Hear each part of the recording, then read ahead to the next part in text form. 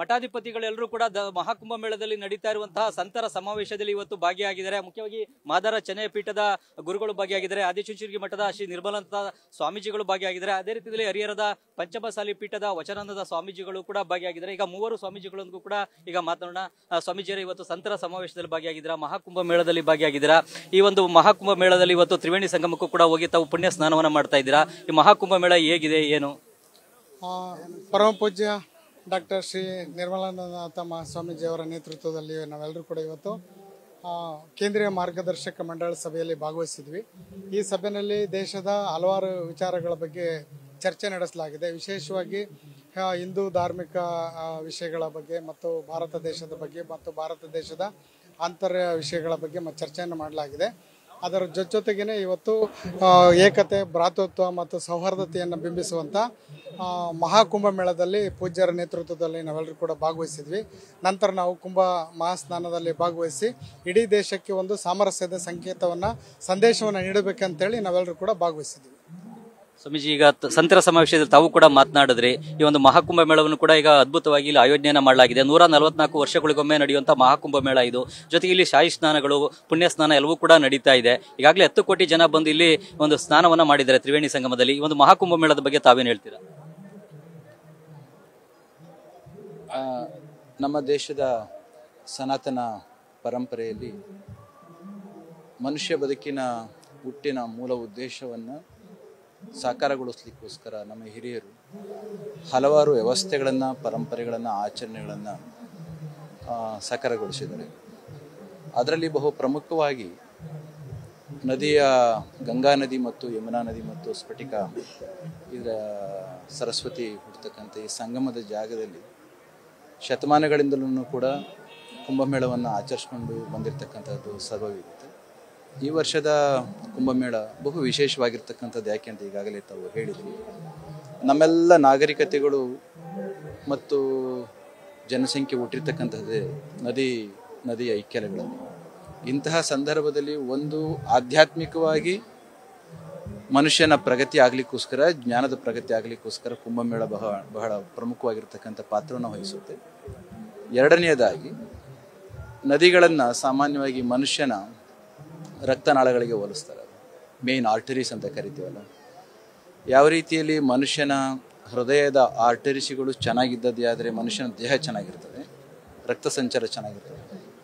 ಅದೇ ರೀತಿಯಲ್ಲಿ ಹೃದಯಕ್ಕೆ ಸಮಾನವಾಗಿರ್ತಕ್ಕಂಥ ಆರ್ಟರಿಗಳಿಗೆ ಸಮಾನವಾಗಿರ್ತಕ್ಕಂಥ ನದಿಗಳೇನಾದ್ರೂ ಕೆಟ್ಟು ಹೋದದ್ದೇ ಆದರೆ, ಕಲುಷಿತಗೊಂಡದ್ದೇ ಆದರೆ ದೇಶ ಹಾಳಾಗುತ್ತೆ. ಮನುಷ್ಯನ ಆರ್ಟರಿಗಳು ನದಿಯ ಸಮಾನವಾಗಿರ್ತಕ್ಕಂಥ ಅವು ಹಾಳಾದರೆ ದೇಹ ಹಾಳಾಗುತ್ತೆ. ಈ ಒಂದು ಸಾಮಾಜಿಕ ನೈತಿಕ ಪ್ರಜ್ಞೆನ ಮೂಡಿಸ್ಲಿಕ್ಕೂ ಕೂಡ ಈ ಒಂದು ಕಾರ್ಯಕ್ರಮ ಒಂದು ಕಡೆ ಆದದ್ದೇ ಆದರೆ, ಧಾರ್ಮಿಕವಾಗಿರ್ತಕ್ಕಂಥ, ಆಧ್ಯಾತ್ಮಿಕವಾಗಿರ್ತಕ್ಕಂಥ ಪ್ರಜ್ಞೆಯನ್ನು ಮೂಡಿಸೋದ್ರಲ್ಲಿ ಕೂಡ ಕುಂಭಮೇಳ ಬಹು ಪ್ರಮುಖವಾಗಿರ್ತಕ್ಕಂಥ ಪಾತ್ರವನ್ನು ವಹಿಸ್ತಾ ಇದೆ. ಈಗಾಗಲೇ ತಾವೇ ಹೇಳಿದ ಹಾಗೆ ಕೋಟ್ಯಾಂತರ ಮಂದಿ ಕೇವಲ ನಮ್ಮ ದೇಶದ, ನಮ್ಮ ಪರಂಪರೆಯ, ನಮ್ಮ ನಂಬಿಕೆಯ ಭಕ್ತರು ಅಷ್ಟೇ ಅಲ್ಲ, ಜಗತ್ತಿನಾದ್ಯಂತ ವಿವಿಧ ಪರಂಪರೆಯ ಭಕ್ತರುಗಳು ಬಂದು ಇಲ್ಲಿ ಭಾಗವಹಿಸ್ತಾ ಇರ್ತಕ್ಕಂಥದ್ದು ನೋಡಿದರೆ ಇದೊಂದು ವಿಶೇಷವಾಗಿರ್ತಕ್ಕಂಥ ಧಾರ್ಮಿಕ ಭಾವನೆ ಅಷ್ಟೇ ಅಲ್ಲ, ಪ್ರಜ್ಞೆನ ಅರಳಿಸ್ಕೊಳ್ಳಿಕ್ಕೆ ಬೇಕಾಗಿರ್ತಕ್ಕಂಥ ಮನಸ್ಸನ್ನು ಕೂಡ ವಿಕಾಸಗೊಳಿಸ್ತಕ್ಕಂಥ ಒಂದು ಕಾರ್ಯಕ್ರಮ ಆಗಿದೆ. ಈ ವರ್ಷದ ಕುಂಭಮೇಳ ತುಂಬ ಚೆನ್ನಾಗಿ ಆಗ್ತಾ ಇದೆ. ಕಾರಣ ಏನಂದರೆ ಸ್ವಚ್ಛತೆಗೆ ಬಹು ಪ್ರಮುಖವಾಗಿರ್ತಕ್ಕಂಥ ಮಹತ್ತನ್ನು ಕೊಟ್ಟಿರ್ತಕ್ಕಂಥದ್ದು. ಬರ್ತಕ್ಕಂಥ ಎಲ್ಲ ಭಕ್ತರು ಕೂಡ ಸಂತೋಷವಾಗಿದ್ದಾರೆ. ಇಂದು ನಾವು ನಮ್ಮ ವಚನಾನಂದ ಸ್ವಾಮಿಗಳು, ಮಾದಾರ ಚೆನ್ನಯ ಸ್ವಾಮಿಗಳು, ದಯಾನಂದಪುರಿ ಸ್ವಾಮಿಗಳು, ವಿವಿಧ ಮಠಾಧೀಶರುಗಳು, ನಮ್ಮ ಆದಿಚುಂಚನಗಿರಿ ಮಹಾಸಂಸ್ಥಾನದ ಎಲ್ಲ ಶಾಖೆಯ ಸ್ವಾಮಿಗಳು ಬಂದು ಈ ಪವಿತ್ರ ಕಾರ್ಯಕ್ರಮದಲ್ಲಿ ಭಾಗವಹಿಸಿದ್ದೇವೆ. ಈ ಕಾರ್ಯಕ್ರಮಕ್ಕೆ ಸರ್ವರು ಕೂಡ ಬಂದು ಭಾಗವಹಿಸಿ ಕೇವಲ ಪ್ರಾಪಂಚಿಕತೆಯಲ್ಲೇ ಮುಳುಗಿರ್ತಕ್ಕಂಥ ಭಕ್ತರಿಗೆ ಒಂದಿಷ್ಟು ಆಧ್ಯಾತ್ಮಿಕ ಪ್ರಗತಿ ಮತ್ತು ಧಾರ್ಮಿಕ ನಡೆಯನ್ನು ನಡೆಸಲಿಕ್ಕೆ ಸಾಧ್ಯ ಆಗುತ್ತೆ.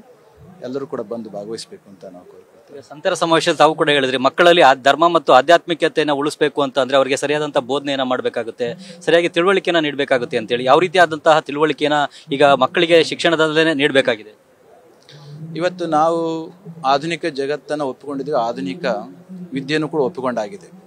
ಇಂತಹ ಹೊತ್ತಿನಲ್ಲಿ ನಮ್ಮ ಆಧ್ಯಾತ್ಮಿಕತೆಯನ್ನು ಆಧುನಿಕ ಭಾಷೆಯಲ್ಲಿ ಹೇಳ್ದಲೇ ಓದತ್ತೆ. ಆದರೆ ಆಧುನಿಕ ಭಾಷೆ ಅಂತಂದರೆ ಕೇವಲ ಇಂಗ್ಲೀಷ್ ಅಲ್ಲ, ನಾನು ಅಲ್ಲಿ ಹೇಳಿದ ಹಾಗೆ ಆಧುನಿಕವಾಗಿರ್ತಕ್ಕಂಥ ಭಾಷೆಯ ಜ್ಞಾನವನ್ನು ನಾವು ತಿಳಿಸ್ಬೇಕು ಅಂತ ಆದರೆ ನಮ್ಮ ಹಿರಿಯರು ಹಾಕಿಕೊಟ್ಟು ಹೋಗಿರ್ತಕ್ಕಂಥ ಸನಾತನ ಜ್ಞಾನವನ್ನು ಆಧುನಿಕವಾಗಿ ಹೇಳದಲ್ಲಿ ಓದದ್ದೇ ಆದರೆ ಪರಂಪರೆ ಬಗೆಗೆ ನಮ್ಮ ಸನಾತನ ಜ್ಞಾನದ ಬಗೆಗೆ ನಂಬಿಕೆಯನ್ನು ಕಳ್ಕೊಳ್ತಾರೆ. So this is the time for us to teach our ancient knowledge in the language of the modern science and the technology.